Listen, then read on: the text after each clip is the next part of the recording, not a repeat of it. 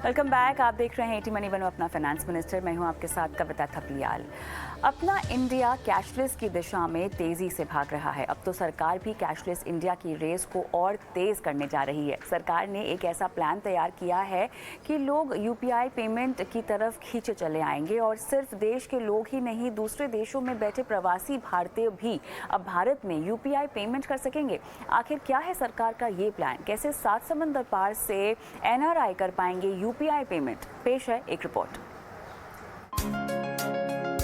UPI payment को लगेगा booster का डोज।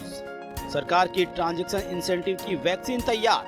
प्रवासी भारतीयों को भी मिलेगी यूपीआई की सुविधा। भीम यूपीआई से ट्रांजैक्शन पर अब मिलेगा इंसेंटिव। कैबिनेट ने 2600 करोड़ रुपए की योजना को दी मंजूरी। जी हां, केंद्रीय मंत्रिमंडल ने रुपए डेबिट कार्ड और भीम यूपीआई के जरिए लेन देन को बढ़ाने की प्लानिंग तैयार कर ली है और छोटी छोटी राशि के लेन देन को बढ़ावा देने के लिए 2600 करोड़ रुपए की इंसेंटिव योजना को मंजूरी दी है। इतना ही नहीं, विदेशों में रह रहे भारतीयों के लिए भी एक खुशखबरी है और वो ये है कि वो भी अपने इंटरनेशनल नंबर से ही यूपीआई पेमेंट कर सकेंगे। शुरुआत में ये सेवा 10 देशों में दी जाएगी और धीरे धीरे मिशन सफल रहा तो और देशों को भी इस सेवा से जोड़ा जाएगा। शुरुआत में Singapore, Australia, Canada, Hong Kong, Oman, Qatar, America, सऊदी अरब, संयुक्त अरब अमीरात और ब्रिटेन में ये सेवा शुरू की जाएगी। एनसीपीआई के मुताबिक यूपीआई की सुविधा दे रहे प्रतिभागियों से 30 अप्रैल तक व्यवस्था बनाने को कहा गया है। सरकार की इन कोशिशों के चलते उम्मीद है कि साल 2023 डिजिटल लेन देन के लिए और ज्यादा कामयाब साल साबित हो सकता है। ईटी नाउ स्वदेश। चलिए, तो अब एनआरआई भी इस्तेमाल कर पाएंगे यूपीआई का। हम आगे बढ़ते हैं और अब दर्शकों के सवाल लेते हैं शो में, जिसके लिए हमारे साथ दो खास मेहमान, Aditya Shah CIO GST investment, Harshvardhan Rungta CFP Rungta securities. आप दोनों का स्वागत है हमारी इस बेहद खास पेशकश में। और पहला सवाल लें हर्ष के लिए। आदित्य सवाल पूछना चाहते हैं। आदित्य, क्या आप मेरे साथ फोन लाइन पर हैं? जी मैम। हाय, गुड इवनिंग। कहाँ से बोल रहे हैं आप? मैं मैंगलोर कर्नाटका से बोल रहा हूँ। Okay, thank you so much. आपने अपना सवाल हमें भेजा है। 29 साल बाद 5 करोड़ आपको चाहिए। आपकी उम्र 31 साल की है और आपने पीपीएफ और एनपीएस में अपना इन्वेस्टमेंट किया है और आपने क्वांट टैक्स सेवर फंड लिया हुआ है ना? इसमें आप डाल रहे हैं लगभग 4500। जी मैम। और कौन से म्यूचुअल फंड्स हैं आपके पास? इसके अलावा मेरा बाकी गोल्स के लिए मेरा यूटीआई निफ्टी 50 इंडेक्स फंड। मैं एक सेकंड नोट डाउन कर रही हूँ। एक सेकंड।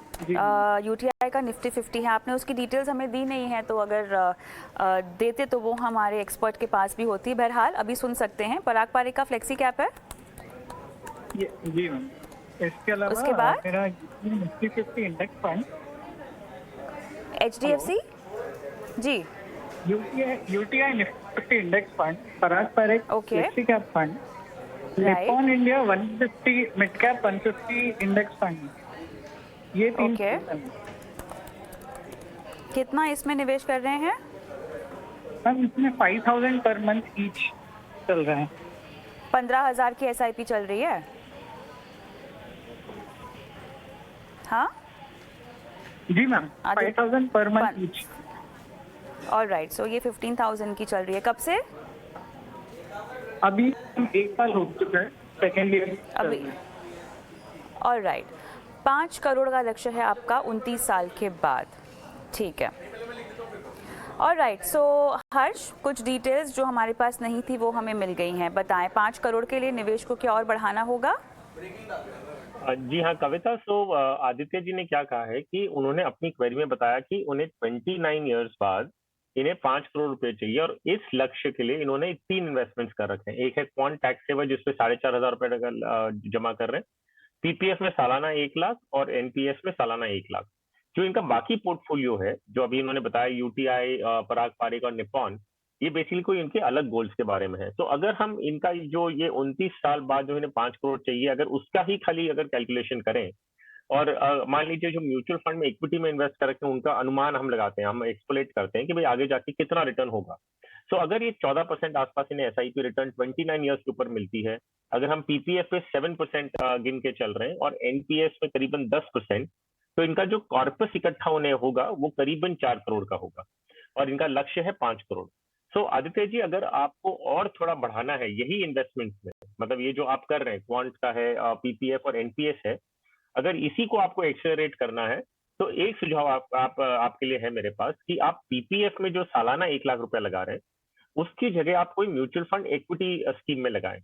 कारण ये है, पीपीएफ ऑफ कोर्स ये एक बहुत इमोशनल प्रोडक्ट होता है। किसी को भी कहें कि हम पीपीएफ बंद करके आप इक्विटी करिए तो शायद अच्छा नहीं, समझ नहीं आता उन्हें।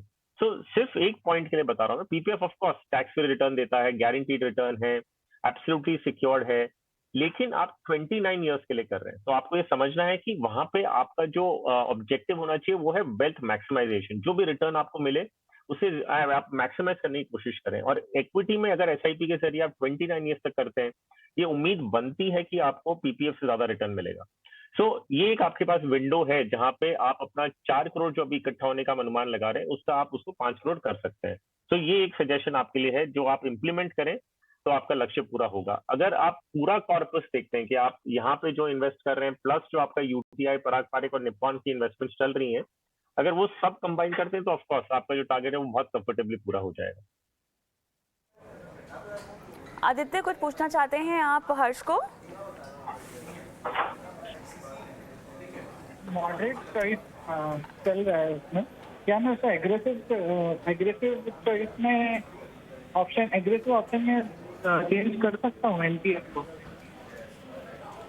हाँ बिल्कुल, आपके पास उसका बदलाव करने का विकल्प तो है हर्ष।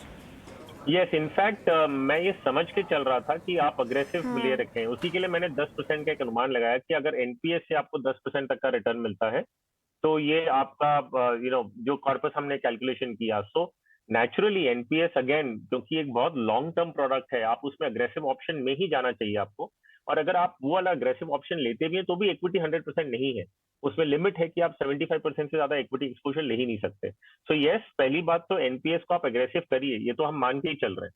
मैं आपको उसके आगे एक और कदम बढ़ने बोल रहा था कि अगर लॉन्ग टर्म आपको अपना टारगेट पूरा करना ही है तो पीपीएफ की जगह भी आप इक्विटी ले सकते हैं। That is only if you understand कि भाई इक्विटी शॉर्ट टर्म में वोलेटाइल हो सकता है, तो ऐसा नहीं हो कि अगर आप 2 साल का रिटर्न देखें और 2 साल में इक्विटी नेगेटिव रिटर्न दे रहा है आपको, तो पीपीएफ से अच्छा तो मैं पीपीएफ में लगा देता, वहां पे मुझे कम से कम 7.1% के हिसाब से टैक्स रिटर्न तो मिलता।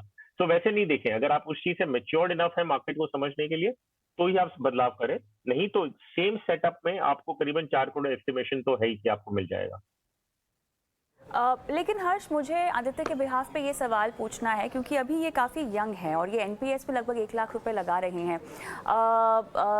क्या इसकी बजाय एनपीएस पे ये निवेश अपना बरकरार रखें, लेकिन क्या ऐसी कोई रणनीति हम इनको सुझा सकते हैं जहाँ पर ये अपना एनपीएस का एलोकेशन थोड़ा सा कम करके कुछ और अग्रेसिव तरीके से म्यूचुअल फंड के जरिए अपना निवेश करें? क्या ऐसा भी कोई सुझाव आप देना चाहेंगे? क्या ऐसी कोई रणनीति आप इनको सुझाना चाहेंगे?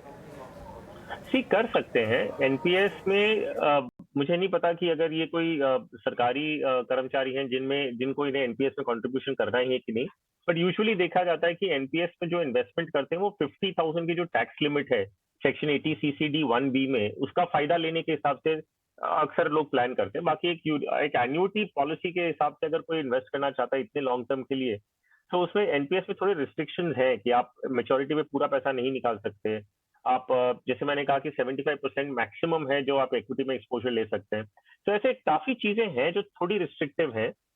तो किस कारण से इन्होंने एनपीएस लिया है वो मुझे पता नहीं है, लेकिन यस कि उसमें कम से कम आप अग्रेसिव वाला ऑप्शन ले लें।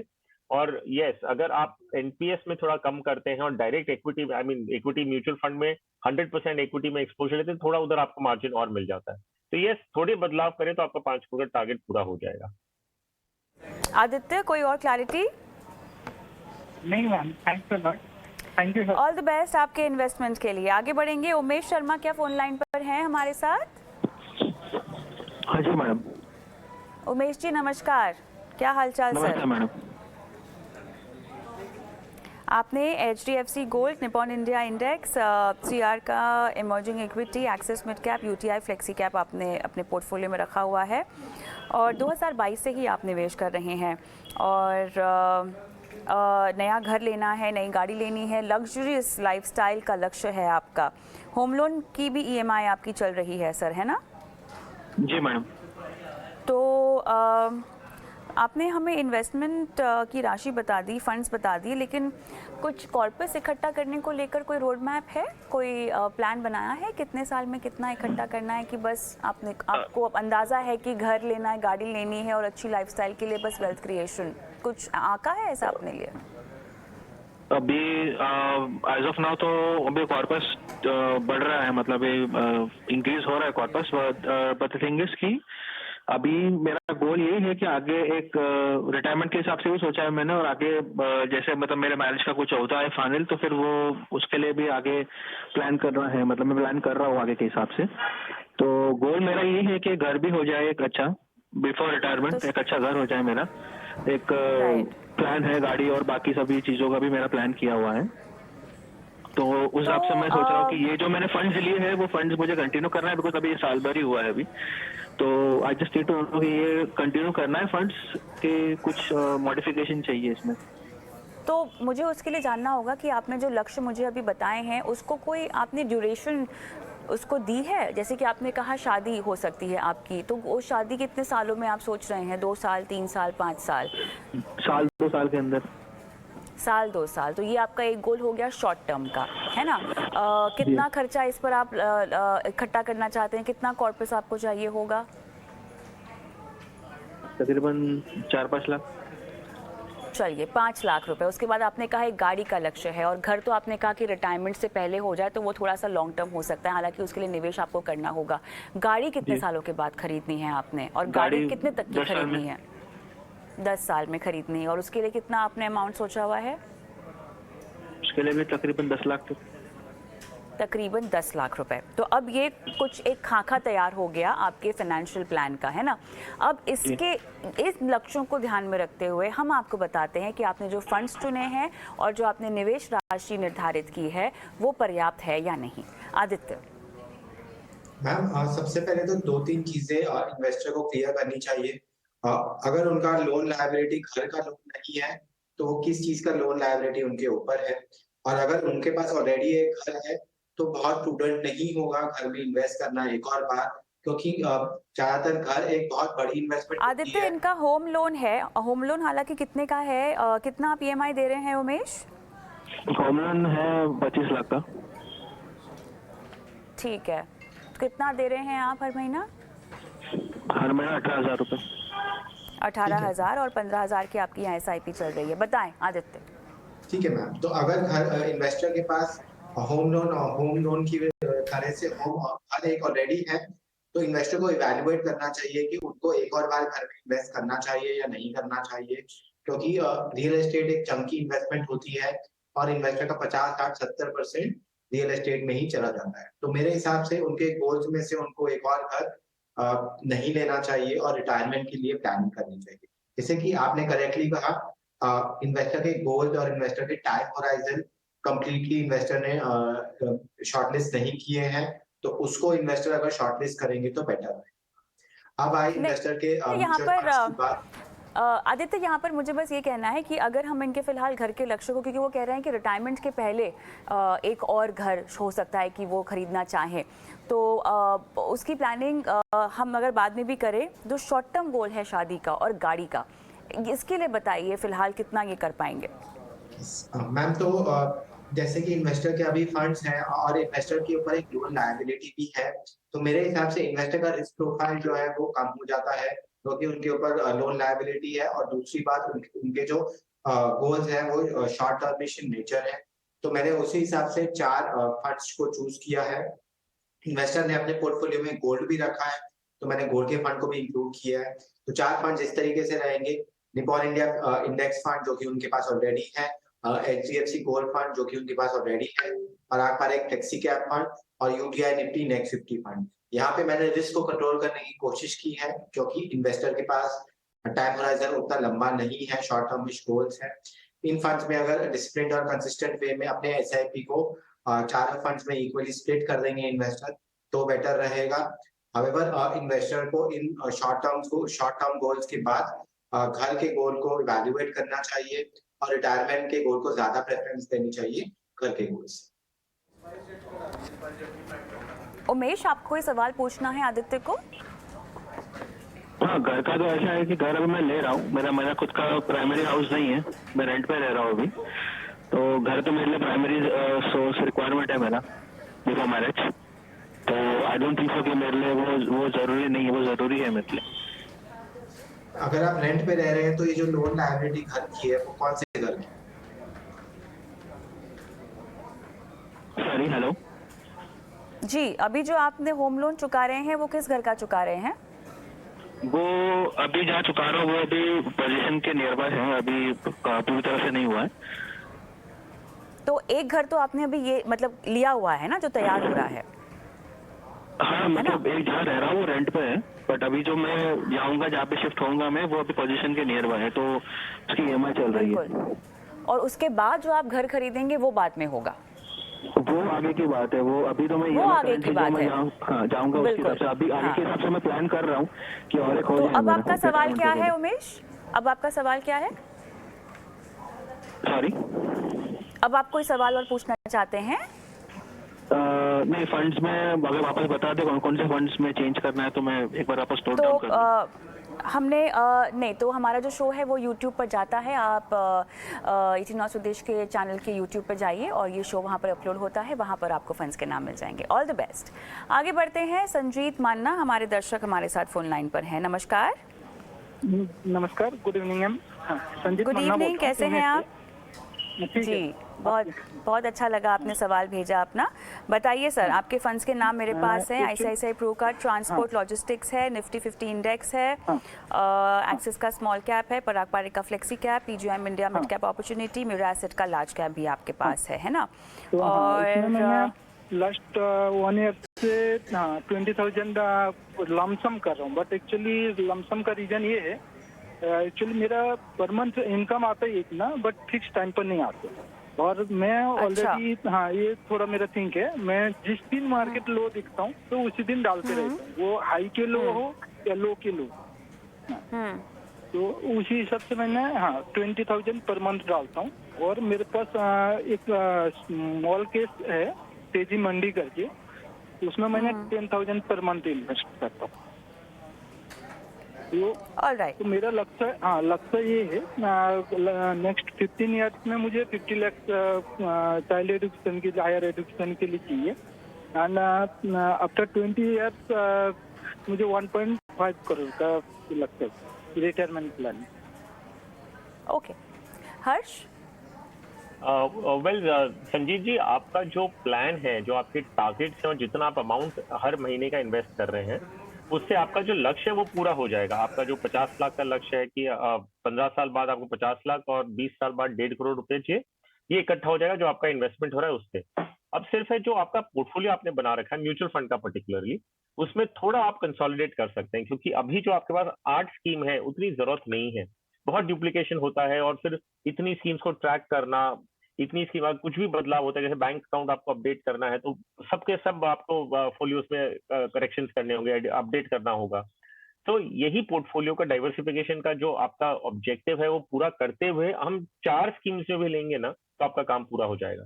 और तो ये 4 स्कीम्स में आप इस तरह इन्वेस्ट करें, आप टोटल 20,000 रुपए महीने का कर रहे हैं तो 5,000 रुपए इंटू 4 स्कीम्स। और ये जो 4 स्कीम्स मैं आपको भी सजेस्ट कर रहा हूँ, ये आपके पोर्टफोलियो में से ही है, तो आपको कोई नई स्कीम नहीं जोड़नी है, सिर्फ आपको पोर्टफोलियो कंसोलिडेट करना है। सो आप ICICI निफ्टी इंडेक्स फंड में कंटिन्यू करेंगे, ICICI निफ्टी नेक्स्ट 50 में भी कंटिन्यू करें, पराग पारिक फ्लेक्सी कैप और PGIM मिड कैप फंड, बस यही 4 फंड रखिए अपने पोर्टफोलियो में जो आपके पास ऑलरेडी है। बस आपको अमाउंट चेंज करने हैं, अभी सब में 5-5 हजार करिए। जो बाकी की 4 स्कीम्स हैं जिसमें आपका इन्वेस्टमेंट ऑलरेडी है उसके अंदर अभी आज की तारीख में, आप चाहें तो उसे रिडीम करके इन्हीं 4 स्कीम से कंसोलिडेट कर लें। तो आगे जाते हुए आपके पास 4 स्कीम्स ही होंगी जो मैनेज करनी है। आपको लार्ज कैप, आपको मिड कैप और आपको थोड़ा बहुत इंटरनेशनल इक्विटी का जो एक्सपोजर है वो भी मिल जाएगा। फ्लेक्सी कैप के जरिए आपको स्मॉल कैप भी आपके पोर्टफोलियो में आ जाएगा। तो यही आपकी एक स्ट्रैटेजी रहेगी। और जो लक्ष्य है जो आप बना रखे हैं, जितना इन्वेस्टमेंट कर रहे हैं उससे आपका लक्ष्य पूरा होने का पूरा चांसेस है।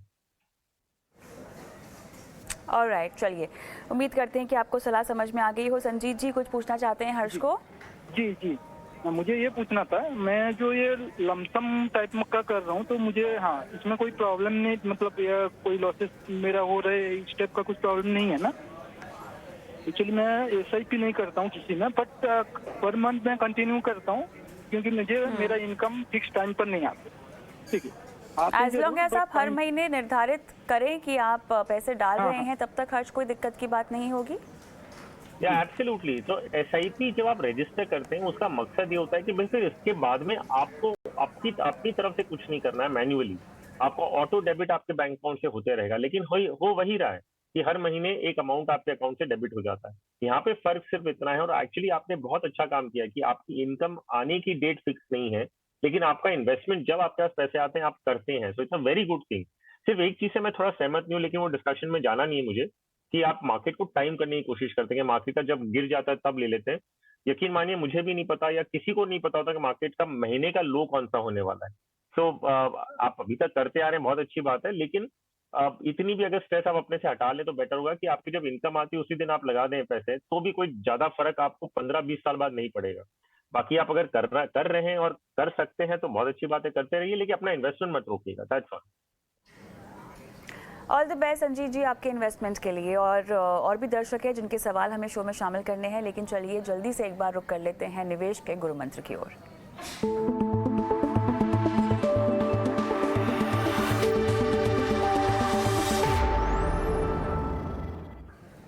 आदित्य बताएं आपका गुरु मंत्र क्या है?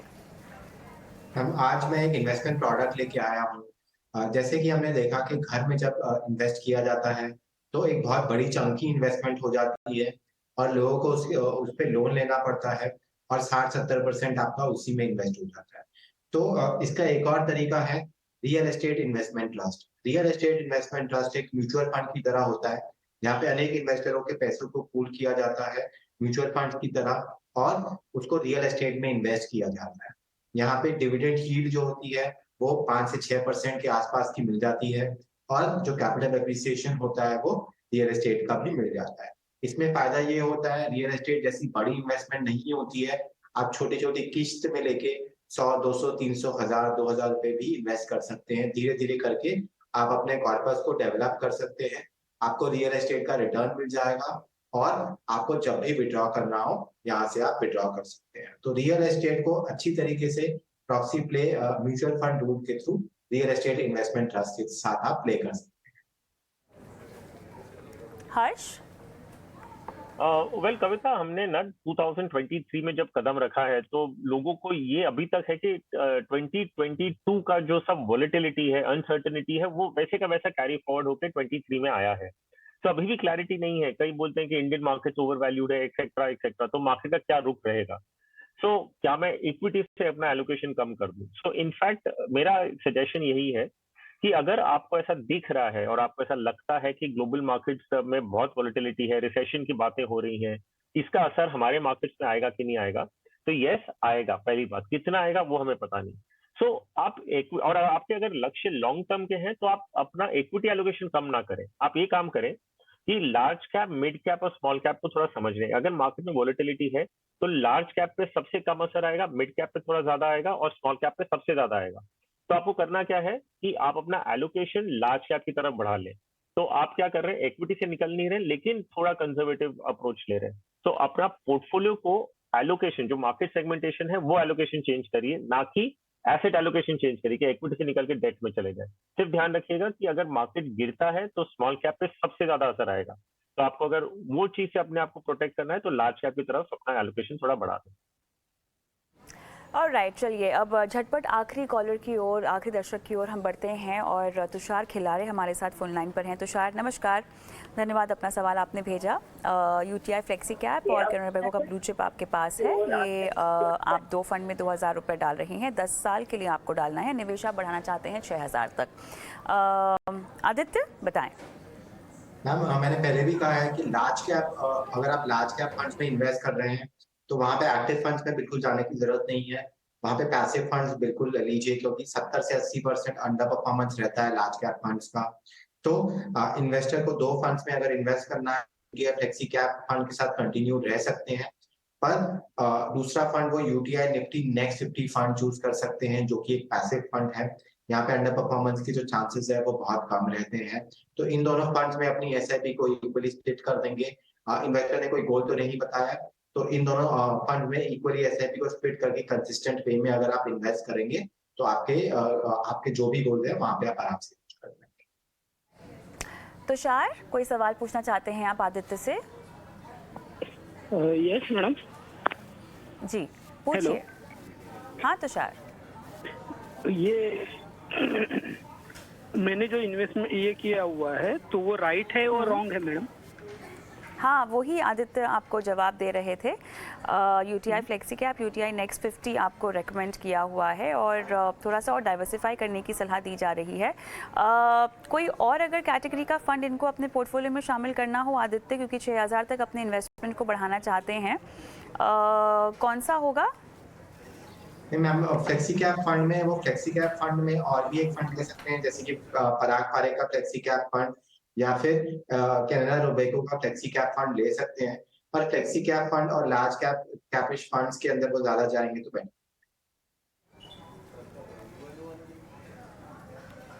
चलिए तुषार कोई सवाल? और ये अमाउंट जो मैंने रखा हुआ है मैडम, ये कंटिन्यू करना चाहिए कि इसको बढ़ाना चाहिए मैम? जब जब क्षमता हो तब तक बढ़ाइएगा। फिलहाल आपको 6000 रुपये बढ़ाने हैं तो वो बढ़ाइए और उसके बाद जितना बढ़ा पाएंगे उतना आपके लिए अच्छा है। एंड ऑफ द डे मतलब 10 इयर्स के बाद मुझे 50 लाख तक अमाउंट चाहिए, तो ये राइट है कि उसमें और आदित्य 50 लाख रुपए के लिए कितनी एसआईपी बढ़ानी होगी? मैम मिनिमम अगर इन्वेस्टर को 10 साल के एंड में 50 लाख रुपए चाहिए और मैं 10% का रिटर्न अज्यूम करता हूँ, तो इन्वेस्टर को मिनिमम 15,000 रुपए की एसआईपी करनी होगी। अभी इन्वेस्टर 6,000 रुपए की एसआईपी कर रहे हैं, तो मेरे हिसाब से इन्वेस्टर को अपनी एसआईपी को बढ़ाते रहना चाहिए। एक अच्छा इंक्रीज हो सकता है कि वो 10% से इंक्रीज करते जाए और फिर देखिए कहाँ पे वो 4-5 साल में एसआईपी को लेके जा सकते हैं। ऑल द बेस्ट तुषार आपके इन्वेस्टमेंट के लिए। और इसी के साथ शो को भी समाप्त करने का समय हो गया है। बहुत बहुत धन्यवाद हर्ष आपका, आदित्य आपका समय निकाला, दर्शकों की फाइनेंशियल प्लानिंग आज करवाई। और इसी के साथ मुझे भी इजाज़त दें, लेकिन कल फिर हाजिर होंगे शो लेकर नए खास मुद्दों के साथ। और अगर आप अपने सवाल भी हमारे शो में पूछवाना चाहते हैं हमारे एक्सपर्ट्स के ज़रिए, तो अपने सवाल हमें व्हाट्सएप कर दीजिए 9619873567। ये वो नंबर है जहाँ पर हमें इंतज़ार रहता है आपके सवालों का। दीजिए इजाज़त, नमस्कार।